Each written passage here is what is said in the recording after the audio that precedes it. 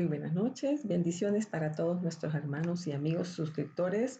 Como tal vez usted por primera vez quizás nos está acompañando en esta transmisión, le invitamos a que no se retire. Acompáñenos en su escuela bíblica virtual Giovanisi, donde estamos con el propósito de aprender la palabra de Dios y continuar con el estudio que estamos llevando a cabo en el libro de Evangelio de Mateo.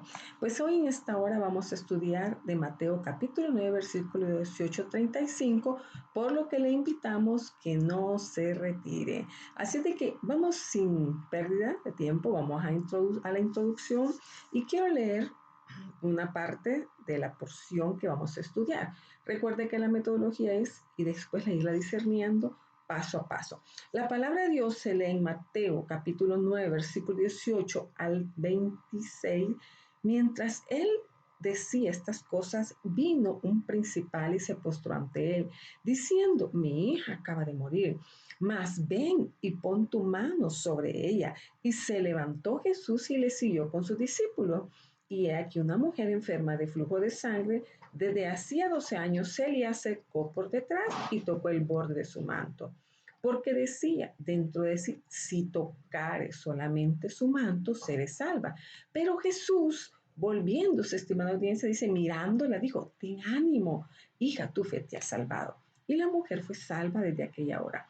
Al entrar Jesús en la casa del principal, viendo a los que tocaban flautas y la gente que hacía alboroto, les dijo: apartaos, porque la niña no está muerta, sino duerme. Y se burlaban de él. Pero cuando la gente había sido echado fuera, entró y tomó de la mano a la niña y ella se levantó. Y se difundió la fama de esto por toda aquella tierra. Bueno, estimada audiencia, vamos a dar inicio específicamente en la discernimiento del versículo 18. Y por eso vamos a meditar en los versículos 18 y 19 sobre el milagro que recibió la hija de Jairo. Y vemos que en el versículo que nos relata, Mateo nos relata que vino Jesús un hombre principal. Podríamos decir ciertamente que era un gobernante, pero vamos un poco más a introducirnos para que podamos comprender que era un principal. Porque recuerde que en el tiempo de los de Israel había dos oficiales en la sinagoga, ¿verdad? Chazán Haseneser era uno, el obispo o supervisor de la congregación. Y tenemos que ese era el obispo o supervisor de la congregación. Y tenemos a Rocha Seneset, el jefe de gobernante de la congregación. Entonces, si nos vamos, el Chazán es quien toma el libro de la ley y se lo da a Rosh o gobernante y designa quién leerá los distintos apartados. Así de que en este caso, Jairo es la persona destinada aquí, era en este último sentido el gobernante o gobernador de una de las sinagogas, probablemente en Capernaum, pues tal como lo declara en Marcos 5:22, donde podemos leer, estimada audiencia, y vino uno de los principales de la sinagoga llamado Jairo. Cuando lo vio, se postró a sus pies y también lo evidencia la porción bíblica de Lucas 8:41. Y aquí vino un hombre llamado Jairo, que era el principal de la sinagoga, se postró a los pies de Jesús y le imploró que fuese a su casa.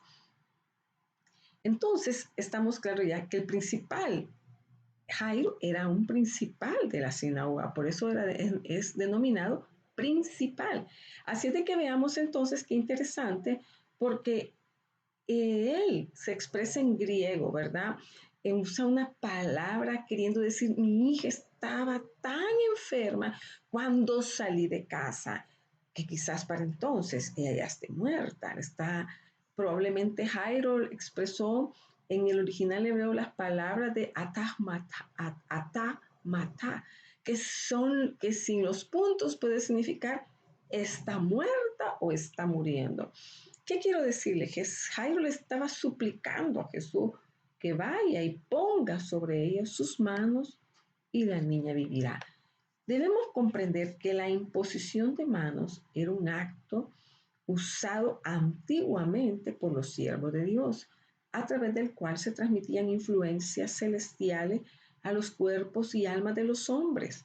Y este acto todavía se usa en ciertas iglesias en la actualidad. Veamos entonces, por otra parte, es importante comprender que este principal de la sinagoga, para tener éxito en su búsqueda con Dios, para llegar a obtener ese milagro de su hija por medio de la oración, nos enseña 4 aspectos importantes que él aplicó para acercarse a Jesús. Primero, él se colocó en la presencia de Dios, llegó al Maestro, llegó ante Jesús.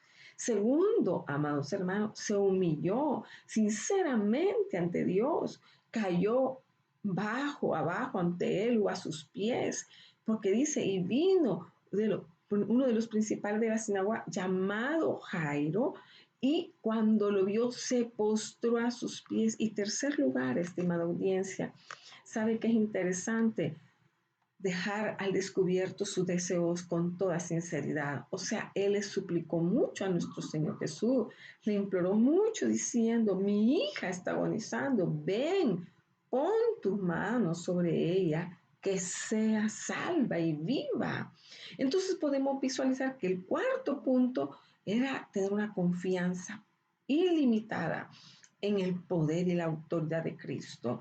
Así de que eso le permitió obtener el milagro, y eso nos debe ayudar a nosotros para poder acercarnos al trono de la gracia confiadamente para encontrar oportuno socorro. Y así vemos que en el versículo 19 dice que Jesús se levantó y le siguió con sus discípulos. Así que el principal de la sinagoga, Jairo, pudo lograr que Jesús fuera a su casa, porque él tuvo una actitud muy sincera, muy humilde y también una gran fe. Y eso permitió que Jesús le escuchara y que se levantara y le siguió con sus discípulos. Así, vamos a continuar entonces, ¿qué es lo que nos dice? En el versículo tenemos 20 y vamos a leer versículo de capítulo 9, versículo 20 al 22. Y vemos entonces, estimado hermano, que la palabra nos dice la siguiente manera. Y he aquí, una mujer enferma de flujo de sangre desde hacía 12 años se le acercó por detrás y tocó el borde de su manto, porque decía dentro de sí, si tocare solamente el borde de su manto, seré sana. Pero Jesús volviéndose y mirándola dijo, ten ánimo, hija, tu fe te ha salvado. Y la mujer fue salva desde aquella hora.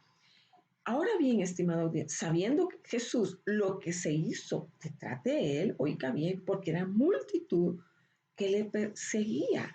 Y dice que él sintió que salió virtud de él, ya que la mujer lo había tocado y fue sanada.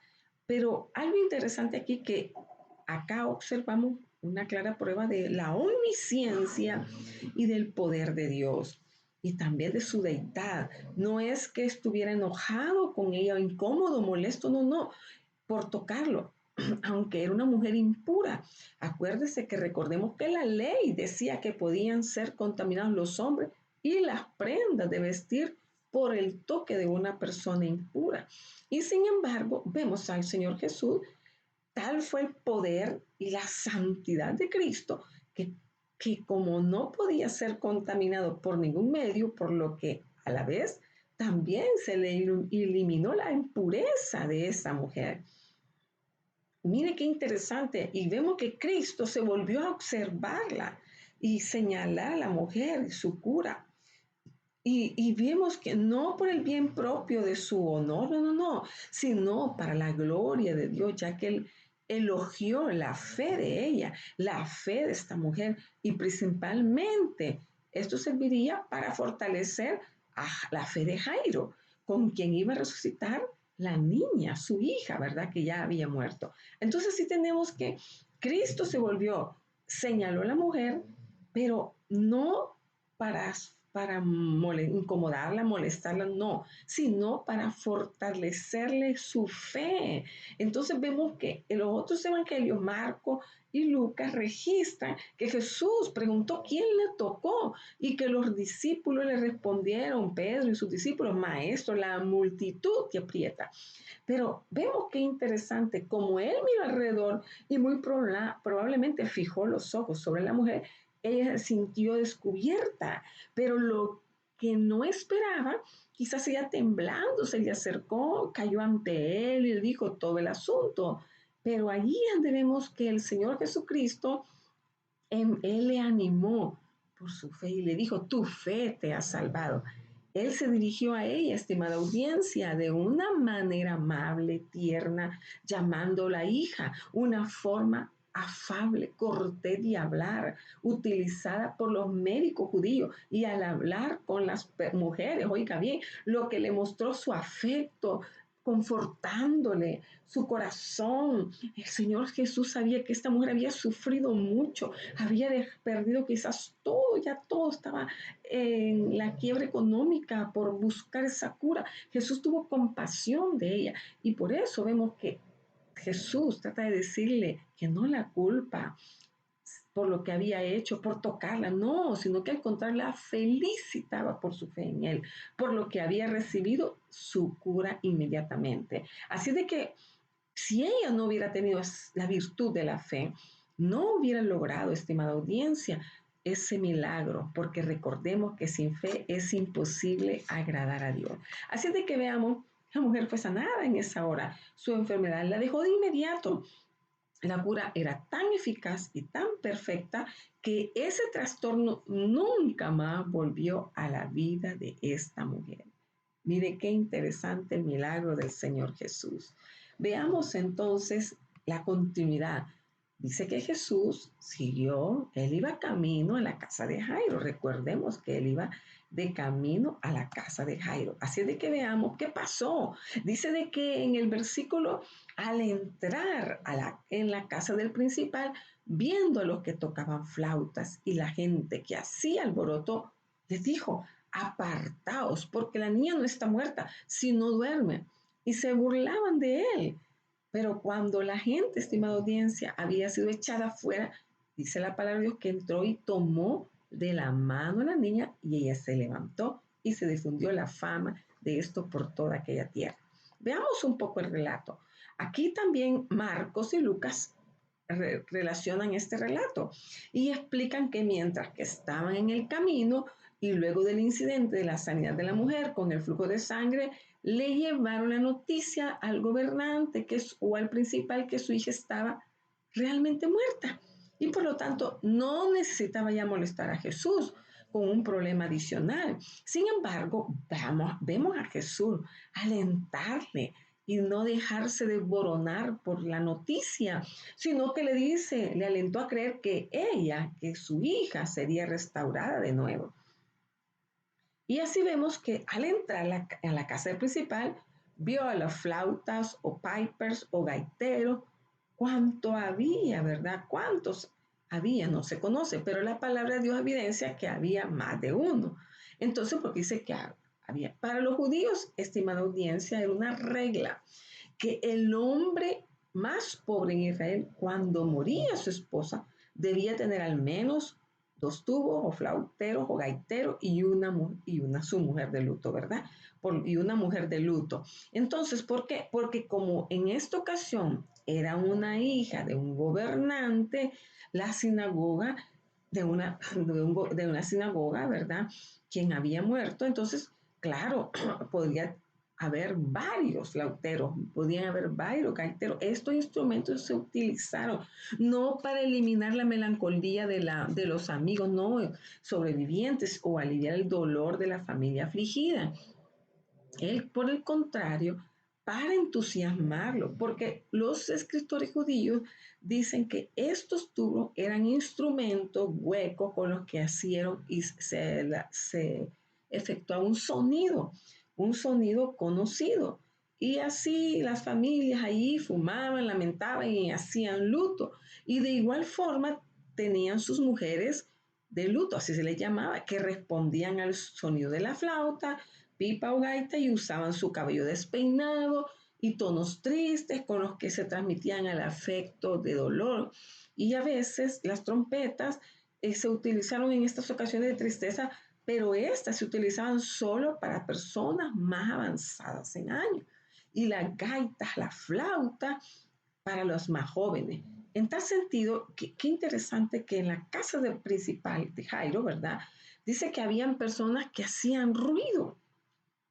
¿Por qué? Porque ya asistían todas las personas del pueblo con quienes tenían relaciones los fallecidos, ¿verdad? Los vecinos que entraron en esta ocasión y otros en una especie de tumulto y alboroto que apresurándose y corriendo, hablan en la, algunos hablan en la alabanza de los muertos, otros lamentan su muerte y otros preparando las cosas apropiadas para el funeral. Pero quiero decirle que entre estos también podrían estar los dolientes, los dolientes que estuvieran haciendo ruido para los muertos.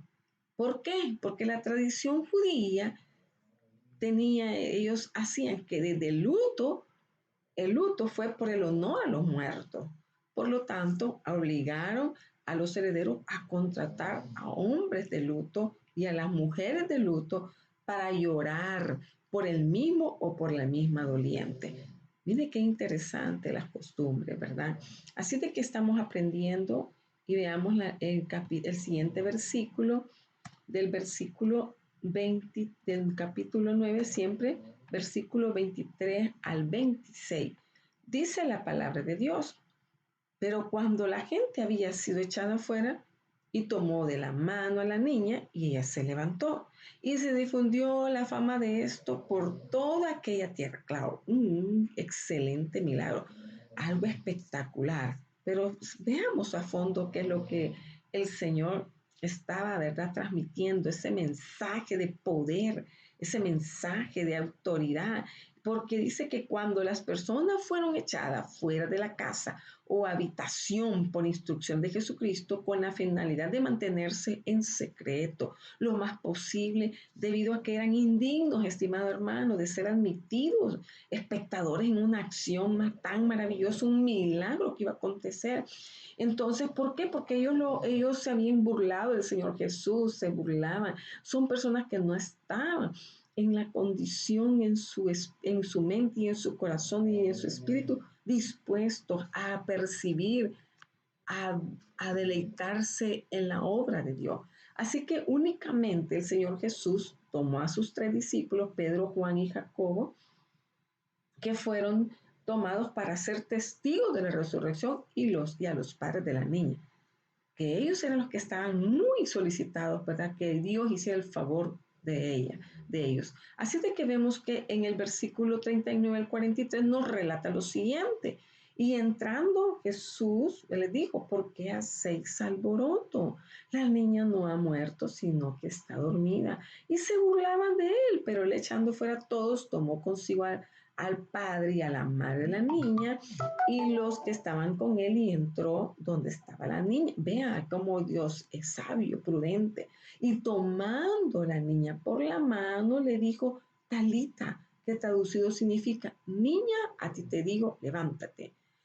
Al instante la niña se levantó y comenzó a caminar, pues tenía 12 años, y al momento se quedaron completamente atónitos, perplejos los que estaban allí, ¿verdad? Entonces les dio órdenes estrictas que nadie se enterara de esto, y dijo que le dieran de comer a la niña, bajo cuyo poder, estimada audiencia, era, y a quien debían, ¿verdad? Los espectadores estaban anonadados, estaban, amados hermanos, terriblemente asombrados. Pero vemos que Jesús le tomó la mano, tal como se lo había solicitado el principal de la sinagoga, Jairo. Y aunque el toque de un cadáver, según la ley, declara en el libro número 19:16, cualquiera que en el campo abierto toque, oiga bien lo que decía, a quien haya sido muerto a espada, cadáver, algún hueso humano o alguna tumba, quedará impuro durante 7 días. Sin embargo, vemos a Jesús actuar, tomarla de su mano. Recordemos que también Jesús tocó al leproso y a la mujer impura. Así que estas acciones produjeron efectos sobrenaturales que no vinieron bajo el conocimiento de la ley. Por lo tanto, Jesús toma a la niña de la mano y no solo eso hizo, sino que la llamó como a una, oiga, como una persona que estaba dormida y le dijo palabras, talita kumi, que en el lenguaje siriaco significa doncella, resurge e inmediatamente, directamente, tan pronto como la niña escuchó esas palabras, se levantó incorporándose, dice aquí, y tal como lo había dicho el Señor Jesús. Entonces, en realidad, estimada audiencia, esto fue un milagro espectacular, sorprendente, ya que su alma vino a ella nuevamente y se levantó de la cama y caminó por la casa. Y Jesús ordenó que le dieran de comer y esto fue un milagro espectacular que se difundió por todo Israel. Wow, creo que ha sido sorprendente, ¿verdad? Estar ahí los discípulos siendo testigos fieles de ese gran milagro. Pero continuemos en Mateos 9, versículo 27 al 31. La palabra nos dice de que pasando Jesús de allí, le siguieron 2 ciegos dando voces y diciendo, ten misericordia de nosotros, hijo de David. Y llegado a la casa vinieron a él los ciegos y Jesús les dijo, ¿creéis que puedo hacer esto? Ellos dijeron, sí, Señor. Entonces les tocó los ojos diciendo, conforme a vuestra fe os sea hecho. Y los ojos de ellos fueron abiertos. Y Jesús les encargó rigurosamente diciendo, mirad, que nadie lo sepa. Pero ellos saliendo divulgaron la fama de él por toda aquella tierra. La verdad que un milagro no puede ser callado, había que difundirlo. Y por eso vemos que veamos ahora, y cuando Jesús dice, partió de allí, o sea, de la casa de Jairo, la escena de este milagro aconteció cerca de Capernaum, estimada audiencia, por lo que se trasladaba a otro lugar y en el camino le aparecieron 2 ciegos. Posiblemente lo siguieron con un grito de auxilio desesperadamente, inmediatamente después que él abandonara la casa de Jairo. Y le decían, hijo de David, por el hijo de David, los judíos referían al Mesías. Hijo de David, esto era, estimada audiencia, igual que si lo hubieran llamado Mesías. Aquí hay 2 cosas dignas de mención. Una, estimada audiencia, que era una opinión generalmente recibida en ese tiempo en Judea, que el Mesías debería ser hijo de David. Y segundo, está en Juan 7:42, y segundo punto, que Jesucristo fue reconocido general e incondicionalmente como proveniente de esta estirpe, Mateo 12:23. Así de que los ciegos lo siguieron muy de cerca. Y habiendo oído hablar del milagro de la resurrección de la hija de Jairo, ahora ellos claman y piden a Jesús que haga algo por ellos. Así que llorando y diciendo con gran fe y fervor, se le acercaron con mucha oportunidad y con frecuencia, pues repitiendo las siguientes palabras, Hijo de David, ten piedad de nosotros. Por lo tanto, a reconocer que Jesús era el Mesías, anhelaban obtener un toque de su misericordia. Y efectivamente, Jesús les dijo, ¿creéis que puedo hacer esto? Ellos dijeron, sí, Señor. Entonces les tocó los ojos diciendo, conforme a vuestra fe os sea hecho. Y los ojos de ellos fueron abiertos. Y Jesús les encargó rigurosamente, mirad, que nadie lo sepa. Pero ellos divulgaron la fama por toda aquella tierra. Veamos entonces qué maravilloso. Estamos observando los milagros poderosos de Jesús. Maravillosos milagros, amada hermana. Tremendo. Que creo que en este tiempo ¿cuántos hubiéramos deseado estar ahí? Pero vamos a continuar en el estudio. Nos vamos también a Mateo 9, versículo 32 al 34, y vamos a ver otro milagro espectacular. Mientras ellos, o sea, los ciegos salían Mientras salían ellos, o sea, los ciegos, ahora le trajeron un mudo endemoniado. Y echado fuera el demonio, el mudo habló y la gente se maravillaba y decía, nunca se ha visto cosa semejante en Israel. Pero los fariseos decían, por el príncipe de los demonios, echa fuera los demonios. Veamos algo interesante. Mateo aclara algo y declara algo importante. O sea, los ciegos que habían recibido la vista, mire qué maravilloso, un milagro. Y luego, tras otro milagro, le trajeron a un mudo cuya mudez se debía que estaba poseído por un demonio. Y así de que veo que por lo tanto, a este pobre hombre, imagínese, ciego, ¿verdad? Bueno, los ciegos ya habían recibido la vista y hoy vemos a un mudo que ni siquiera podía dar a conocer su desdicha, su necesidad, quizás por medio de señales podía hablar, o trataba de comunicarse, pero él necesitaba que otros lo llevaran a Jesucristo.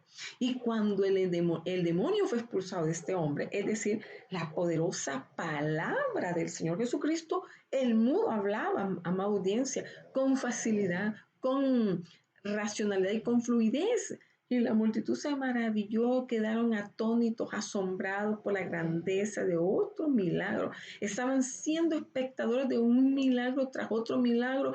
Era algo tremendo, espectacular. Entonces, amado hermano, como también, ¿verdad?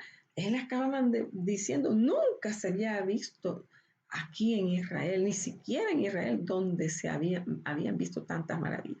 Así de que veamos que esta reflexión perfectamente justa, porque ninguno de los profetas de los que leemos en el Antiguo Testamento parece haber realizado tantos milagros en toda su vida, como lo hizo nuestro Señor Jesucristo en una sola tarde, estimada audiencia. Así de que, sin embargo, aparecen los opositores que estaban al acecho de Jesús, que eran los fariseos, los saduceos. Pero en esta ocasión los fariseos dice que expresaron, él echa fuera demonios por medio del príncipe de los demonios. Aunque ellos no podían negar los hechos tan notorios, pero para evitar, oiga bien, que el efecto que podían producir esos milagros, esas maravillas en las personas, y evidentemente querían que Jesús era el Mesías. Ellos procuraban hacer que la gente se volviera en contra de Jesús. Por esa razón ellos con descaro afirmaban que en lugar de ser el Cristo, de proclamarlo el Cristo, un profeta, de ser el Mesías, ellos decían que era un mago vil que echaba fuera demonios con la ayuda de Belcebú, su príncipe. Y esta calumnia los fariseos la pronunciaban con frecuencia, a la cual nuestro Señor Jesucristo, estimada audiencia, refutaba plenamente con su autoridad. Pero veamos qué interesante lo que luego sigue en el siguiente versículo, que vamos a leer en el versículo 35 del versículo de Mateo al 38. La mies es mucha. Veamos cuál era el pensamiento de Jesús. Dice que recorría Jesús todas las ciudades y aldeas enseñando en la sinagoga de ellos y predicando el evangelio del reino, sanando toda enfermedad y toda dolencia en el pueblo. Y al ver la multitud tuvo compasión de ellas porque estaban desamparadas, dispersas como ovejas que no tienen pastor. Entonces dijo a sus discípulos, a la verdad la mies es mucha, mas los obreros pocos, rogad pues al Señor de la mies que envíe obreros a su mies. Acá, estimada audiencia, vemos a Jesús recorriendo las ciudades, pero se encontró con una profunda necesidad de las multitudes que le seguían y por ello tuvo compasión. Jesús no era, oiga bien, no era insensible ni indiferente frente al dolor de las demás personas o a los problemas que no. Jesús sentía el dolor de ellos, se compungía, él sentía, tenía empatía con ellos. Y acá vemos que a pesar de que los fariseos lo calumniaban, ¿verdad? Él sencillamente los ignoraba y se encargaba de los asuntos de su padre. ¿Por qué? Qué interesante. Aquí vemos la palabra que es usada para expresar que tuvo compasión. Splagnisteis, que es la palabra más fuerte para expresar una profunda lástima en el idioma griego. En tal sentido, estimada audiencia, la razón, analicemos la razón por qué Jesús sentía compasión. Era porque estaban desamparados y dispersos como ovejas que no tienen pastor. Jesús lo describió sencillamente así porque es la realidad. La humanidad, hablando de manera general, es cuando vive fuera de Dios, cuando vive separada del Señor, somos como ovejas que no tienen pastor, ¿verdad? La humanidad es así. Bendito Dios que usted y yo ya nos acercamos al Señor y hoy lo tenemos a Él como pastor. Pero imagínense la humanidad sin Cristo, sin fe y sin esperanza. Significa que muchos problemas, oiga bien, afrentaba a estas personas, pero no había quien les ayudara. Porque es indiscutible que hasta que venimos a los pies de Cristo y sus problemas, amados hermanos, entonces que nos agobian, que destruyen, entonces nos ponemos bajo el cuidado del pastor. Y ese es nuestro Señor Jesucristo. Y Él, con su amor, con su paciencia, con toda su benignidad, nos ayuda a resolver y a salir de los problemas. Jesús pudo expresar esas palabras a pesar de que el pueblo judío de ese tiempo ciertamente tenía algún tipo de guía espiritual y pastores, como los escribas, los sacerdotes, los levitas y fariseos. Pero sin embargo, la mayoría de ellos, estimada audiencia, no ejercían su rol, su verdadero rol o su papel de pastores, no, sino que habían olvidado del rebaño de ovejas. Y por lo tanto Jesús lo compara como una mies echándose a perder por falta de segadores. Es impresionante el cómo habla el Señor. Por esa razón Jesús expresa, a la verdad la mies es mucha, más los obreros poco. Jesús vio la necesidad humana como la mies que era mucha, pero era una mies, estimada audiencia, que necesitaba obreros para recolectar la cosecha. Pues de lo contrario, la cosecha, si no hay obreros que estén dispuestos a recolectar la cosecha, se pierde, se pudre y se echa a perder. Por esa razón, insiste que debemos de rogar que el Señor envíe obreros a su mies. Mire qué interesante lo que hemos aprendido hasta este momento, estimada audiencia, y yo espero que usted también haya aprendido juntamente conmigo. Veamos entonces qué interesante, porque hoy el Señor hemos aprendido el versículo, ¿verdad? 18:38, y que vamos a hacer una conclusión. Vamos a hacer un repaso de todo lo que hemos visto ahora en esta clase, para que usted y yo lo tengamos en mente y no se nos vaya a pasar por alto algún detalle. ¿Qué significa? Bueno, empecemos con Jesús vino a la casa del gobernante. Tiene el significado de relación. Así vendrá, oiga bien, a resucitar la hija de Israel. Y cuando Jesús llegó a la casa del gobernante, estimado Dios, y vio a los flautistas y a la multitud de que alborotaba, dijo, retírate, porque la doncella no está muerta, sino que duerme. Y se burlaron de él. Pero cuando la multitud hubo sido expulsada, entró y tomó su mano y la doncella se levantó. Y su fama se extendió en toda la tierra, dice la palabra de Dios. ¿Qué significa? Que no puede la multitud de incrédulos y burladores representar a la cristianidad nominal.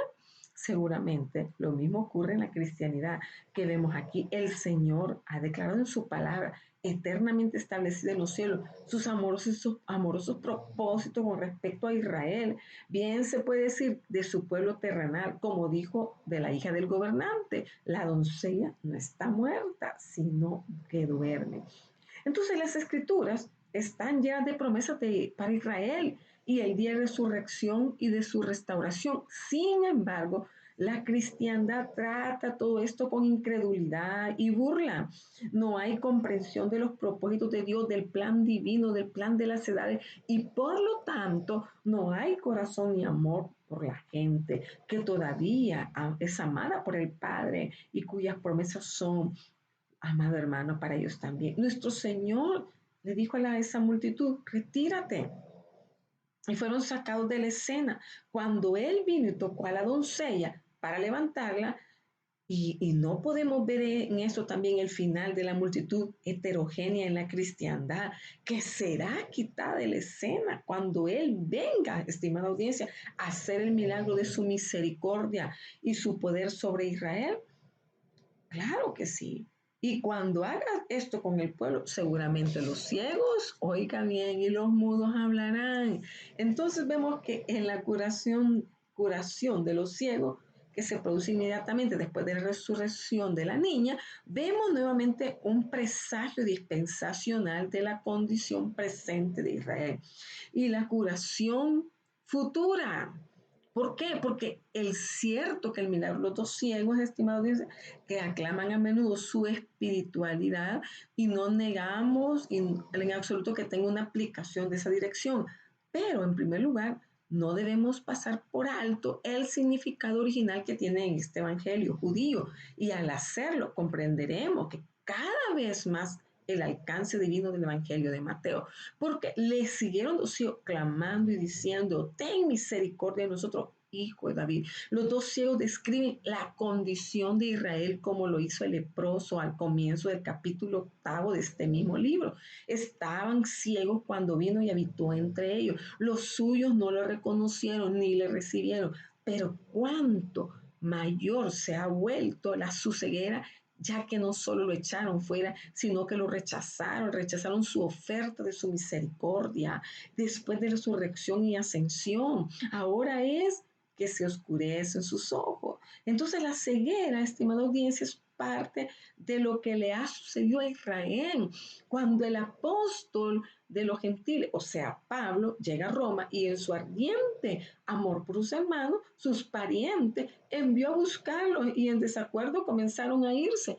Les dirigió la palabra tan verdadera a lo largo de esta era. Bien habló el Espíritu Santo a nuestros padres por medio del profeta Isaías, diciendo: id a este pueblo y di: oyendo oiréis y no entenderéis, y viendo veréis y no percibiréis. Wow, impresionante, porque el corazón de este pueblo se ha engrosado y oyen pesadamente con los oídos y han cerrado los ojos. No sea que vean con sus ojos, oigan con sus oídos y entiendan con su corazón y se conviertan y yo los sano. Y eso está en Hechos 28, 25. Por esta no es la condición final de Israel, sino que estos dos ciegos, como estos dos ciegos, Israel clamará desde la más profunda oscuridad, desde la terrible noche de la angustia de Jacob, cuando decía: ten piedad de nosotros, hijo de David, hijo de David. Es su título en relación con su pueblo terrenal. Y en este pasaje le llamamos como ese nombre por primera vez en el Evangelio. El clamor que estos dos hombres pronunciaban es específicamente judío y seguramente ningún gentil clamará a él como hijo de David. Además, el Evangelio de Mateo dice que una mujer gentil clamó tras el Señor: hijo de David, ten misericordia de mi hija, está miserablemente poseída por un demonio. Pero él respondió, no le respondió palabra. Esto lo vemos en Mateo 15, 23. Cuando volvió a llamar, dijo: Señor, ayúdame. Y después de ocupar su lugar con los perros, el Señor reconoció su fe.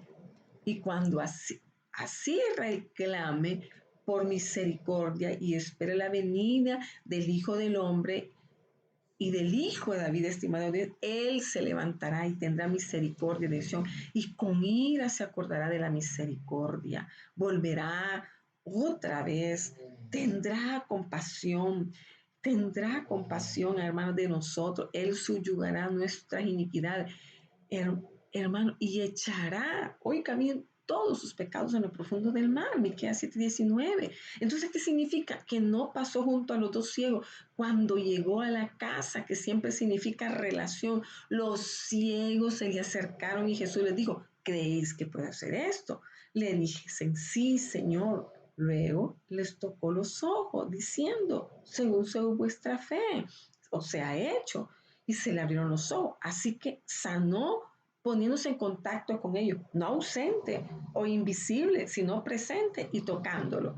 Él está ausente en la tierra, ahora invisible a los ojos de los hombres. Sin embargo, creemos en Él y por Él, en Dios, creemos también que Él es capaz, que todo lo que he dado en el cielo y en la tierra y ahora también es según nuestra fe.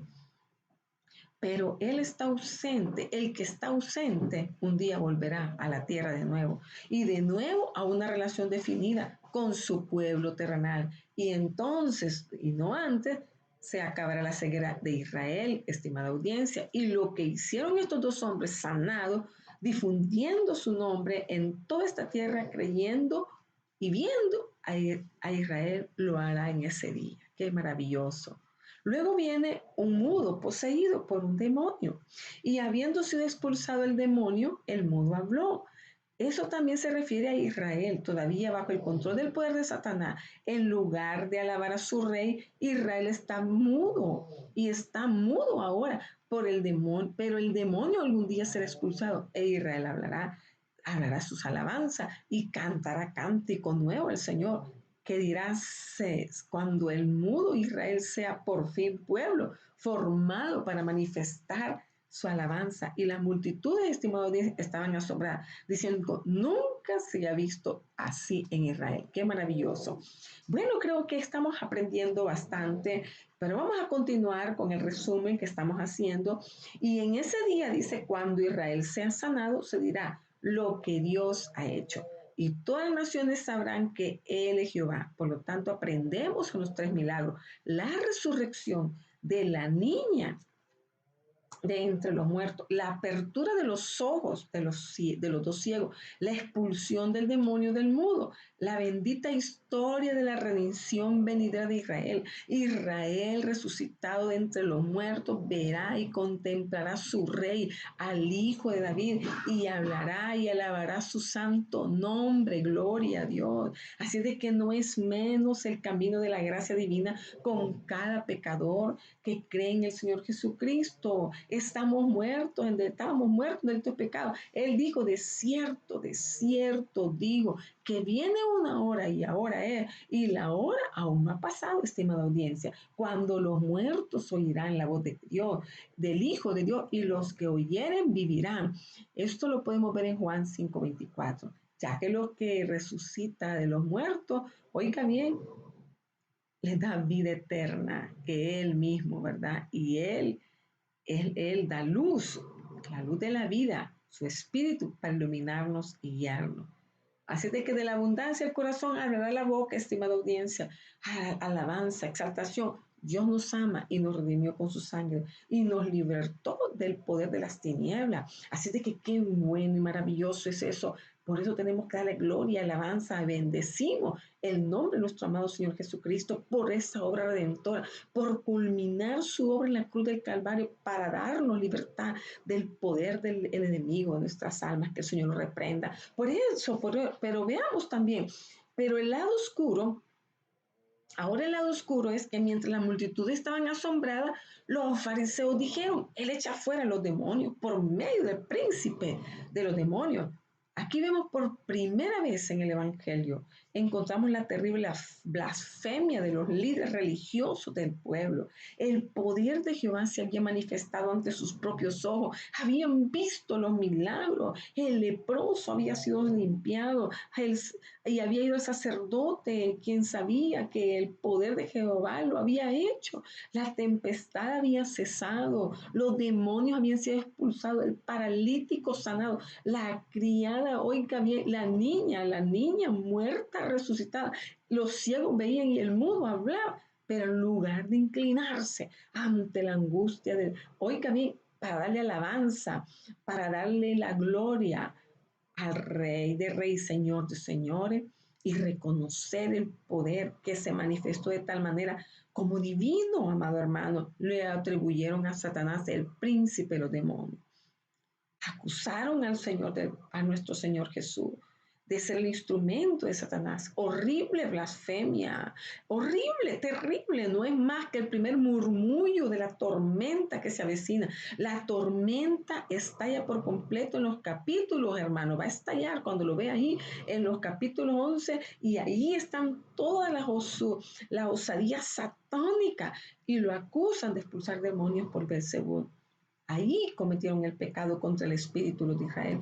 Debemos reservar la investigación más cercana de este asunto hasta que leamos, oiga bien, en el capítulo que nuestro Señor habla de ese pecado. Pero tengamos cuidado. No entremos nosotros en ese terrible pecado de hacer blasfemia contra el Espíritu Santo.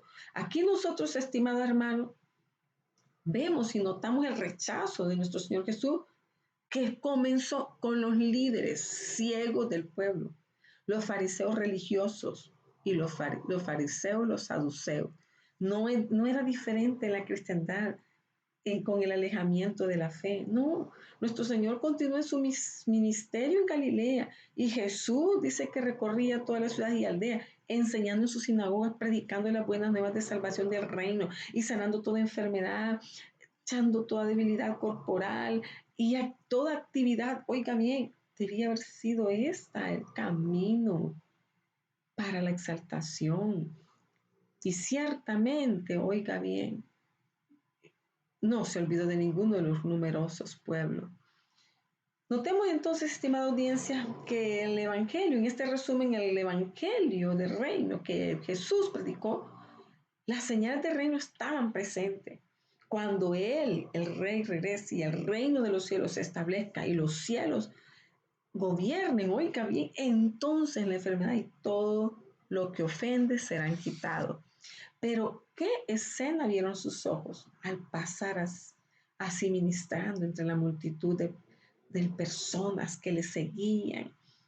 Los vio agotados, acosados, destruidos, deshechos, enfermos, tristes, melancólicos, abatidos, como ovejas que no tienen pastor. Yo creo que el corazón de nuestro Señor Jesucristo, tan amoroso, se compadeció terriblemente de ellos, estimada audiencia, en esa amorosa simpatía. Él se revela a sí mismo como el pastor de Israel. Mucho antes de su espíritu, en los profetas hablaba de la escena que contemplamos aquí. Hijo de hombre, profetiza contra los fariseos, mire, contra los pastores de Israel, podemos decirlo así, porque dice, profetiza contra los pastores de Israel, profetiza y dile, así ha dicho el Señor, Dios de los pastores. Ay de los pastores de Israel que no apacientan. ¿No deberían los pastores alimentar al rebaño? Así una pregunta. Y fueron esparcidos porque no hay pastor y se convirtieron en alimento para todas las bestias del campo, donde estaban esparcidos mis ovejas por todos los montes y por todo collado alto. Sí, mi rebaño está esparcido por toda la faz de la tierra y nadie lo escudriñó ni buscó. Y eso lo podemos ver en Ezequiel capítulo 34. En el mismo capítulo leemos lo que dice Jehová, el pastor de Israel: buscaré a mis ovejas y las encontraré. Buscaré mis ovejas, los sacaré de entre la gente y los reuniré de los países. Los daré de comer en un buen pasto. Alimentaré a mi rebaño y haré que se acueste. Buscaré lo que se perdió y haré con ellos un pacto de paz. ¡Wow! Maravilloso. En realidad, estimada audiencia, Él vino a los suyos como pastor, pero ellos no lo querían. Como buen pastor, el Señor Jesús, Él vino y dio su vida por las ovejas, convirtiéndose en el gran pastor en resurrección y el pastor principal en gloria. Así de que el pastor de Israel todavía piensa en su pueblo terrenal y los ama. Así de que, estimada audiencia, por eso Jesús dijo a sus discípulos, la mies es mucha y los obreros son pocos. Rogad, pues, al Señor de la mies que envíe obreros a su mies. Así de que, estimada audiencia, espero de que esta enseñanza haya sido de mucha bendición para su vida. Y hemos llegado al final de esta preciosa clase, esperando que haya sido de mucha bendición como lo ha sido para mi vida en lo personal. Sé que Dios ha hablado a su vida, sé que Dios ha dejado una huella en cada corazón y en cada mente, porque Dios espera que usted y yo le busquemos con toda sinceridad y con todo nuestro corazón.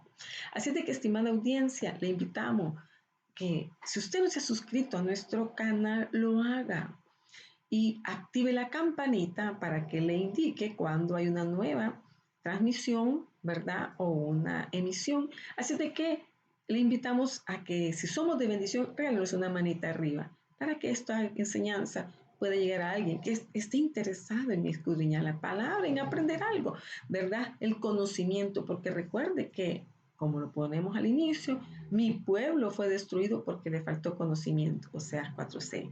Así de que Dios está interesado en que usted y yo aprendamos de su palabra para no ser destruidos.